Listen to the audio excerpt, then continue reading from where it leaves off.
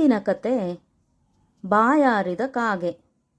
ಒಂದು ಬೇಸಿಗೆಯ ದಿನ, ಬಿಸಿಲು ಬಿರುಸಾಗಿ ಹೊತ್ತಿರೋ ಕಾಲ. ಮರಗಳು ನಿಶ್ಶಬ್ದ. ಎತ್ತ ನೋಡಿದರೂ ಎಲ್ಲಿಯೂ ನೀರೇ ಕಾಣುತ್ತಿರಲಿಲ್ಲ. ಅದೇ ಸಮಯದಲ್ಲಿ ಒಂದು ಕಾಗೆಯು ತುಂಬಾ ದಾಹದಿಂದ ನೀರನ್ನು ಹುಡುಕುತ್ತಾ ಕಾ ಕಾ ಎಂದು ಹಾರಾಡುತ್ತಿತ್ತು. ಹೀಗೆ ಹಾರಾಡಿ ಹಾರಾಡಿ ತುಂಬಾ ಆಯಾಸಗೊಂಡು ನೋಡುತ್ತಿರುವಾಗ ಒಂದು ಮರದ ಕೆಳಗೆ ಮಡಿಕೆಯನ್ನು ಕಂಡಿತು. ಅಬ್ಬಾ, ಕಡೆಗೂ ನೀರು ಸಿಕ್ಕಿತು ಎಂದು ಸಂತಸಗೊಂಡು ಮಡಿಕೆಯ ಬಳಿ ಹೋಗಿ ನೋಡಿದಾಗ ಅದರಲ್ಲಿ ಸ್ವಲ್ಪವೇ ನೀರಿತ್ತು.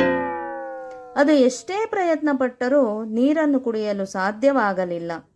ನಂತರ ಯೋಚಿಸಿದ ಕಾಗೆ ಒಂದು ಉಪಾಯ ಹೂಡಿತು. ಅದು ಹತ್ತಿರದಲ್ಲಿ ಬಿದ್ದಿದ್ದ ಕಲ್ಲುಗಳನ್ನು ನೋಡಿತು. ಒಂದೊಂದಾಗಿ ತಂದು ಮಡಿಕೆಯಲ್ಲಿ ಹಾಕಿತು.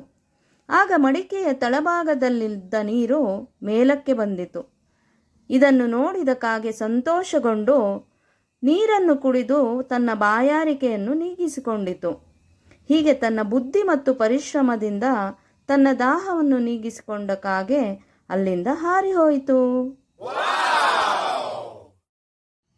ನೀತಿ ಪಾಠ: ಬುದ್ಧಿವಂತಿಕೆಯಿಂದ ಕೆಲಸ ಮಾಡಿದರೆ ಯಾವ ಕೆಲಸವೂ ದೊಡ್ಡದಲ್ಲ.